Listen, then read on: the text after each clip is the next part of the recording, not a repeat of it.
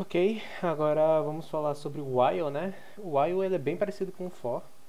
A gente escreve o while dessa forma aqui. While, aqui a gente coloca a nossa condição, dois pontos, e o código que é para ser executado enquanto essa condição for verdadeira, ok? Então, o que vai acontecer aqui? Diferente do for, que ele executa um determinado número de vezes, o while vai executar até essa condição que a gente passar para ele se tornar falsa. Então, por exemplo, se a gente tem uma condição assim, se a gente coloca um while true, ele ficaria printando verdadeiro para sempre. Eu acho que se eu tentar executar aqui, ele deve me dar... Deve falar alguma coisa, me impedir, será? Ou ele executa? Ele executa. E fica executando. Executando verdadeiro para sempre, tá vendo? Não para. Se eu deixar, ele vai ficar printando verdadeira até acabar a memória do PC, algo do gênero, ok?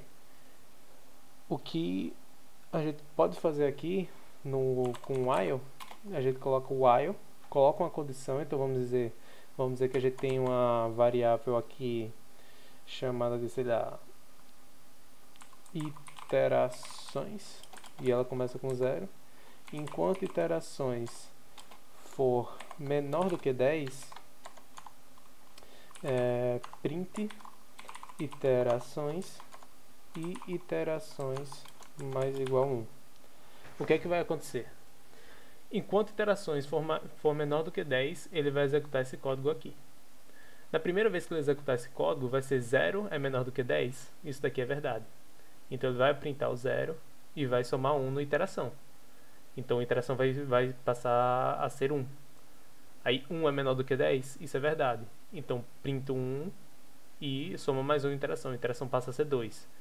2 é menor que 10, verdade. Printo 2, iteração soma mais 1. A iteração passa a ser 3. Vai fazer isso pro 3, pro 4, pro 5, pro 6, pro 7, pro 8, pro 9. Quando ele chegar no 9, né, 9 menor que 10, ele vai printar aqui, vai somar 1, sendo que quando ele vê 10 é menor do que 10, não, 10 é igual a 10. Então isso daqui vai dar false e ele vai sair desse nosso loop. Então quando a gente executar, ele aqui vai, né, 0, 1, 2, 3, 4, 5, 6, 7, 8, 9. Faz as 9 vezes aqui, 10 vezes, né, porque 0. Enfim, se a gente colocar o igual aqui, ele vai executar também a décima, ok? E o while a gente usa exatamente para quando nós não soubermos a quantidade de iterações que terão que ser realizadas, a quantidade de vezes que esse código vai ter que ser repetido. Então a gente pode fazer o quê? Vamos dizer que eu quero que o usuário ele coloque, certo? Vamos dizer, quero que o usuário coloque um input que seja um input alfabético. Um input alfabético, vamos dizer assim. Que seja alfabético. O que é um input? O que eu quero dizer com esse input alfabético, né? O que eu quero dizer com esse input alfabético é o seguinte. Quando a gente tem uma string, vamos botar aqui testes, a gente pode apertar ponto e pode colocar o is, né? Vocês lembram is all none, né? Se for alfabético e numérico, se for alfabético, se for decimal, se for dígito, etc. A gente pode pegar esse is alpha e quando a gente executa, ele retorna um booleano pra gente, né? Só tem letras aqui, né? Sim, então beleza, true. Se a gente colocar, por exemplo, um ponto, ele já dá problema pra gente. Se a gente colocar aqui um 2, ele já reclama também. Um if ele reclama, também reclama. Então só as letrazinhas, né? Letra maiúscula não tem problema também. O C cedilha não tem problema, cadê ele? Aqui. Se a gente colocar A acentuado de todo jeito, é assim, a gente executa também não tem problema, ok? Então a gente quer que o usuário coloque um input que seja alfabético. E para a gente garantir isso, o que é que a gente faz? A gente faz um while true, certo? Um while true. E dentro do while, a gente também pode usar o break. A gente também pode usar o continue. Certo? Então, por exemplo, deixa eu colocar aqui o while true. Vamos dizer assim, iterações para ser igual a 0. While true, iterações iterações soma 1. Beleza, a gente printa essas iterações. While true, iterações mais igual a 1. A gente printa essas iterações. E a gente só vai, vamos fazer o seguinte. A gente só vai printar essas iterações, né? If iterações for diferente de 10. Aí a gente printa. Ok? A gente printa esse moleque. E if iterações maior do que 15, a gente dá o break. Quando a gente faz isso, a gente vê que ele faz 1, 2, 3, 4, 5, 6, 7, 8, 9. Pula o 10, né? Porque aqui no 10 ele só printa se for diferente de 10. Então ele pula esse 10. Aí depois ele vem no interações aqui embaixo, né? Ele vai começar 11, 12, 13, 14, 15. Quando chegou em 15, 15 é maior do que 15? Não. Então ele não dá o break. Quando chega no 16, o 16 vai chegar aqui, né? Se tornou 16 aqui, é diferente de 10, printa o 16. Se as iterações forem maior do que 15, ou seja, 16 é maior do que 15, então ele vaza do nosso loop. O que era para ser executado até 20, 30, né? Continuar executando infinitamente, vaza aqui, ou seja, o break funciona. A gente também pode usar um continue, ok? Vamos botar... Se as iterações forem diferentes de 10, a gente só usa o continue, certo?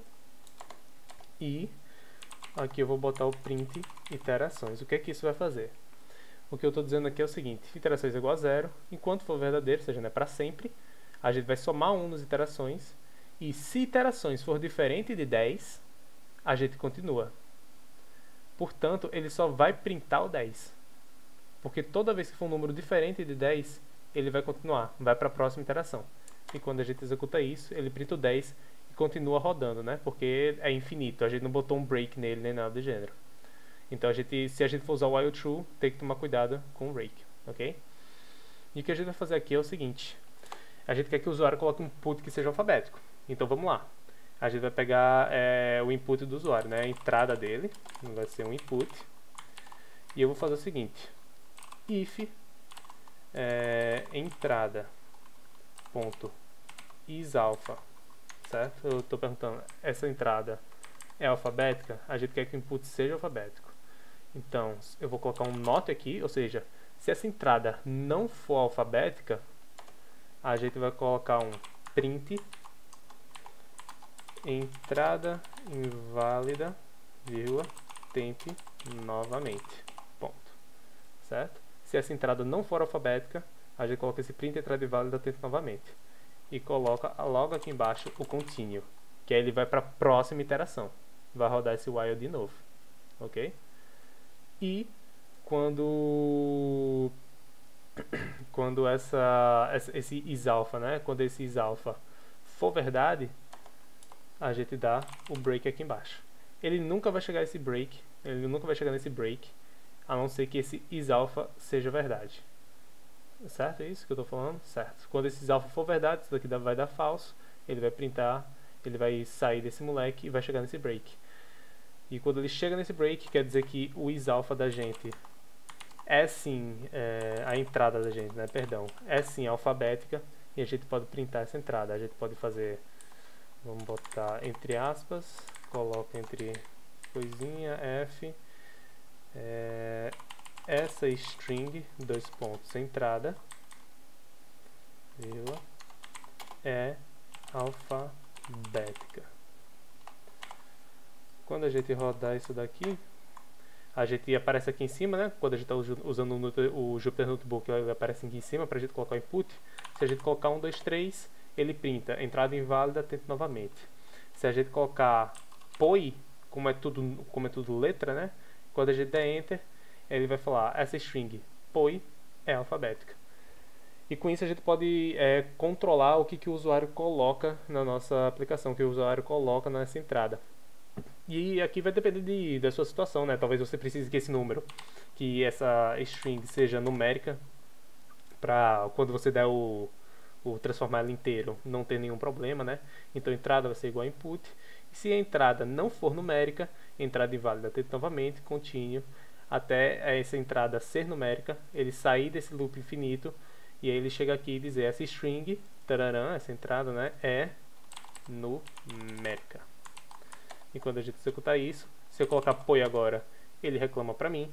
Se eu colocar menos, ele reclama para mim. Se eu colocar menos 1, ele também reclama para mim. Se eu colocar 1, ele vai. Ele não considera o menos 1. Interessante. Is numeric. Return true if the string is a numeric string. False otherwise. The string is numeric if also the string are numeric and there is at least one character in the string. Exato, né? Todos os caracteres têm que ser numéricos, então o menos não se inclui ali. Tranquilo. Esse é o while, né? O while a gente também pode fazer, deixa eu pensar em outro exemplo com ele. Vamos dizer que a gente vai pegar alguns dados, sendo que a gente não sabe quantos dados são, certo? Vamos dizer que a gente tem um data list, uma lista de dados, certo? E eu vou colocar while true, entrada vai ser igual a input.